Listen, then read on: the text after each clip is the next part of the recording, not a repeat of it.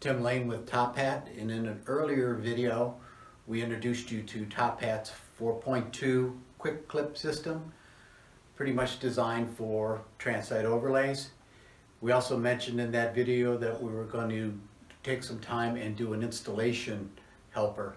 So that's what we're going to do next. But I want you to keep in mind, whenever you're going to go up and look at any of these older mill buildings, old being the key term here, these sheets are probably 50 or 60 years old.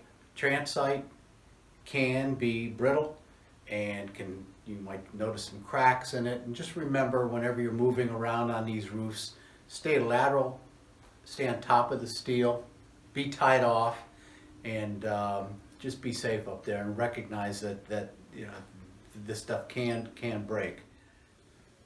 So one of the first things the crew is going to want to do is chalk the existing purlin lines. Having a nice straight line to work off is going to be important, because we're going to want to keep all the clips you're going to install straight, so the hat sections are easier to put on.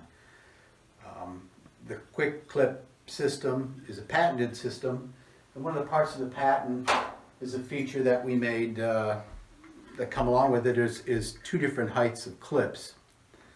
Now, we saw some photos of some existing transite buildings, and even though the distance of the roof might only have been 40 feet, it was made up of multiple panels.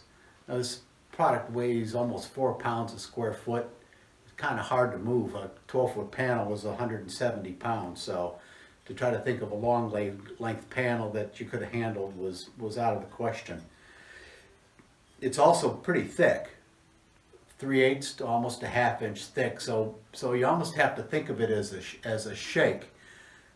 Whenever you lap a panel over the other one, you're going to have a high point. So that's the primary reason we made two clips, is where that lap is, we've got a shorter clip, and where it's in between the laps, there's a higher clip. So what we're going to do is ensure that once we've got all the hat sections on top, that everything's going to be level, so the panel's not going up and down, but it's going to have a nice straight line like you're going to want to see, and it should be.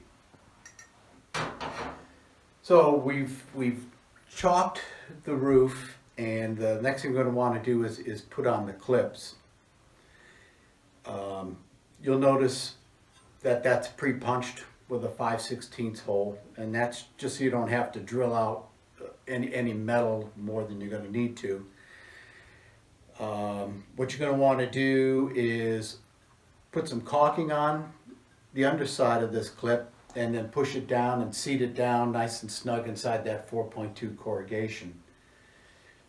One of the reasons there's two reasons we want to do that. One is to, after the clips are put on, and you could do a whole side of a building and just put clips on, is during construction there's a chance you're going to get some rain, so that's going to help keep any drips out of the building.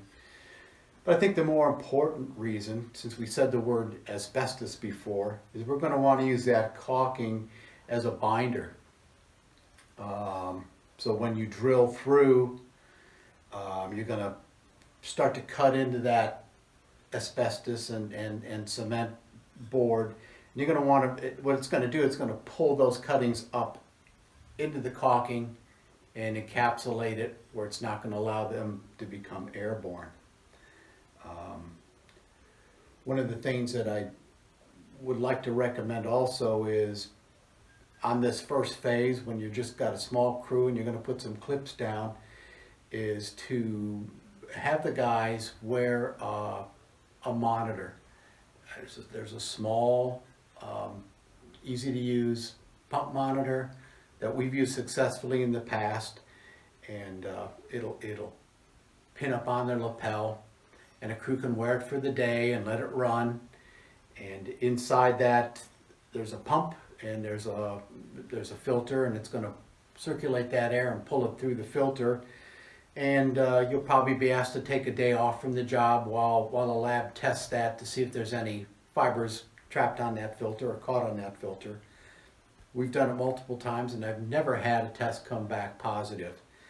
But I think it's a great thing to do for not only your employees to make them know that they're safe, but I think also for the building owner to know that no one's really working on something that's gonna have a safety impact on them. So we've got the clips on now, and actually we don't have them on yet because we haven't talked about the screws. Your typical Tech 5, which everybody likes to use, which can work with some success, but they can tend to be brittle sometimes, and if it's really thick steel, like in some of these older process buildings, especially in environments where they kind of knew it was going to be corrosive or tough on steel, you might use some pretty heavy, thick steel at that time. So Tech 5s will typically work, but what we've had better success with is using the self-tapping screw along with a number 1 drill bit, pre-drilling the holes. It does cut pretty quick, and if you got good sharp drill bits, you'll cut a hole and then the self-tapping screw will cut through and seat these nice and snug. And quite honestly, I don't think there's a lot of difference in time between really trying to force this through, or basically letting this do its job and tap a hole.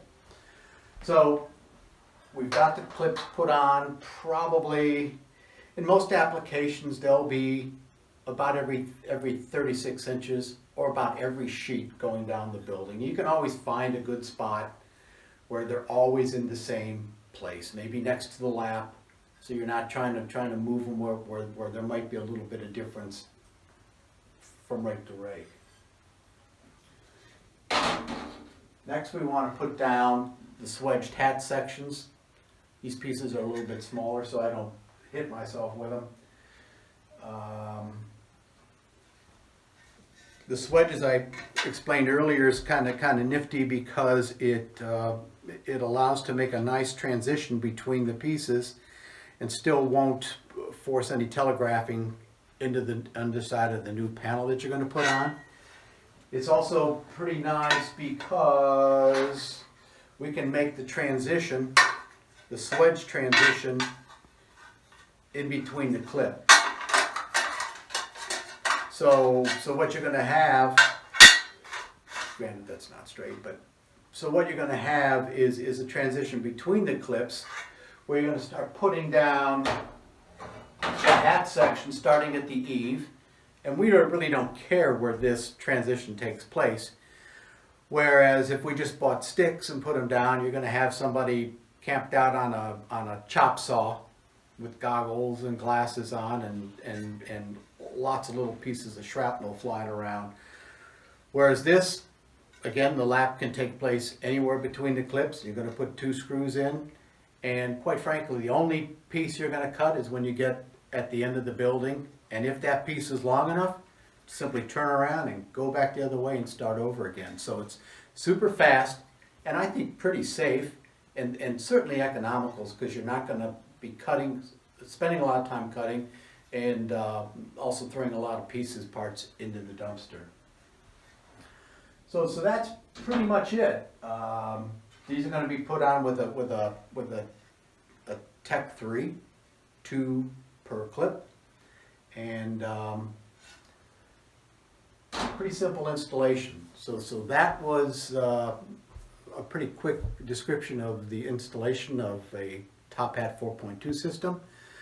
I hope that was informative, and I would certainly encourage any input from anyone, and I hope to help you all with your first 4.2 install. Thank you.